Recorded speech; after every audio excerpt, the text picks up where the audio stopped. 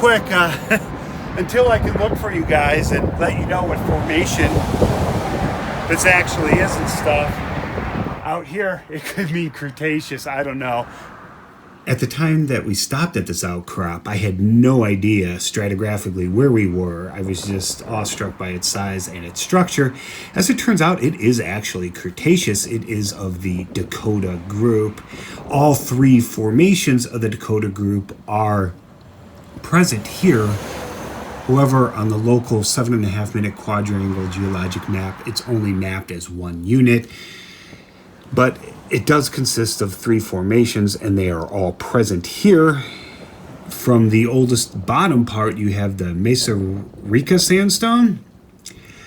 And then above that, you have the, I believe it's pronounced Pajarito formation, which is mostly this thin shaly part here in the middle with this black part, which I'll get to in a minute. And on the top, you have the Romeroville sandstone, and that's named for this locality, although the Dakota group itself is named for a type section in Nebraska, and it was named in the 1860s, so it's been around for a while.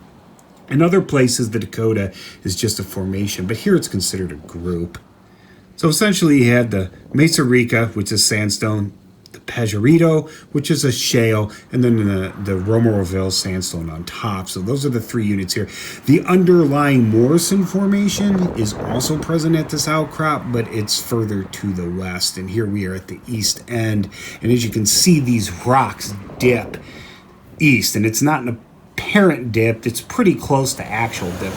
The highway is pretty much parallel to dip here. We are on the north side of I-25. There is a much larger outcrop on the southern side of the road there, but we didn't go over there because we were heading westbound at the time. But you can see everything here as well. And dip is about 18 to 20 degrees to the east, so it's in the direction we were coming from, not going to. And I initially called it a monocline in the field because I couldn't see any other structure, but it is actually it's the west limb of a much larger syncline. The axis of the syncline is to the east, so behind us in the direction in which we came. This outcrop has been studied in detail. The bottom lower unit, or that basal sandstone, is thick-bedded. It's a thick-bedded unit. The second part, that middle shaly formation, is 1 to 2 meters thick, and it's a thin-bedded or laminated dark shale. That's that Pajarito shale. And the top is that Romeroville upper sandstone.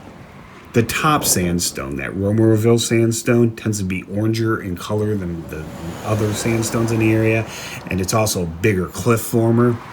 So it stands out. As you can see from the outcrop, the top sticks out further than the bottom, which is, got to watch out for falling rocks and stuff like that. But as you look at the middle unit, that shaly unit, it's black here. And I took some of it and held it in my hands. And unfortunately, I did not take a sample. But to me, it looks like coal. I would call this a coal. And I'd be willing to bet that if I heated it up enough, it would burn. And there are some coals in the area. It's just this is very thin right here. And where I'm from, we see something like this, we assume it's Pennsylvania because we have no Cretaceous deposits other than stream deposits and floodplain deposits where I'm from. So we're not used to seeing stuff like this in the Cretaceous. I guess some people just call it a really dark shale, so it's one of those things. It's probably in a gray area between the two, so I'm not really concerned that much with it. Some people do call it a coal, like I would.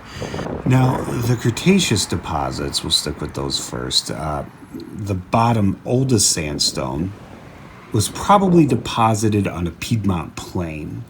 That middle shale formation was probably a coastal plain, swampy plain. It gives us a little bit of coals there. And the upper was probably beach and lagoonal, shallow marine. So we basically had a transgression. And if we go back to the underlying Morrison formation, the oldest one exposed west of us a little bit, that is more streams, their floodplains, stuff like that, and the Morrison actually contains vertebrate fossils. So generally at this outcrop, as you go from oldest to youngest, so basically walking from west to east here because of the synclinal structure, you're going to get a transgressional overall sequence from a terrestrial stream environment to shallow marine. Anyway, I think that's it. If you have any questions or comments, please leave them below, and I hope you learned something.